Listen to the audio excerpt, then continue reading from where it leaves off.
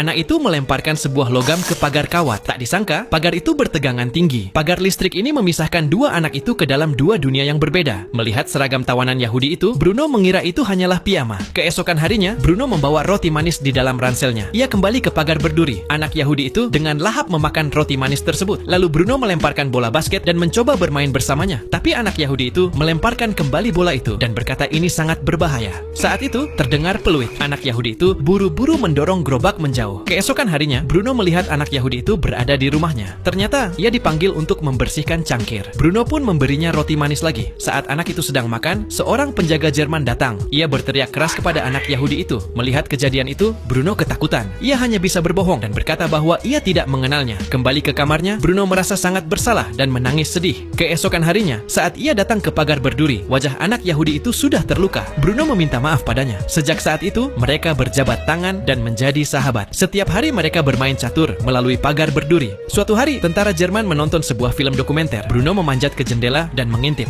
Film itu memperlihatkan orang-orang Yahudi yang hidup bahagia di kamp konsentrasi. Melihat pemandangan indah itu, Bruno percaya. Ia mengambil sekop dan berlari ke pagar, lalu mengenakan piyama bergaris dan menyamar sebagai tawanan. Bruno menggali sebuah lubang dan merangkak masuk ke kamp konsentrasi. Ia melihat sekeliling dengan ketakutan. Pemandangan di depannya sama sekali berbeda dengan film dokumenter. Tidak ada anak-anak bahagia di sini. Bruno mulai takut. Saat mereka berjalan masuk ke sebuah bangunan, di dalamnya penuh dengan tawanan yang wajahnya kosong dan putus asa. Tiba-tiba, tentara Jerman masuk. Semua tawanan digiring keluar. Kedua anak itu kebingungan. Saat itu, ibu Bruno sadar bahwa Bruno hilang. Begitu ayahnya mendengar kabar itu, ia langsung memerintahkan para penjaga untuk mencari. Tak lama kemudian, mereka tiba di kamp konsentrasi. Namun Bruno sudah dibawa ke sebuah ruangan gelap. Semua orang diminta melepaskan pakaian. Kedua anak itu gemetar ketakutan. Mereka saling menggenggam tangan erat-erat. Lalu seorang tentara menuangkan senjata biologis ke dalam ruangan itu. Tak lama kemudian, tak ada lagi suara dari dalam. Saat ayah Bruno tiba, semuanya sudah terlambat. Keluarga itu berlutut dan hancur total. Pada akhirnya, anak polos itu menjadi korban atas dosa orang dewasa.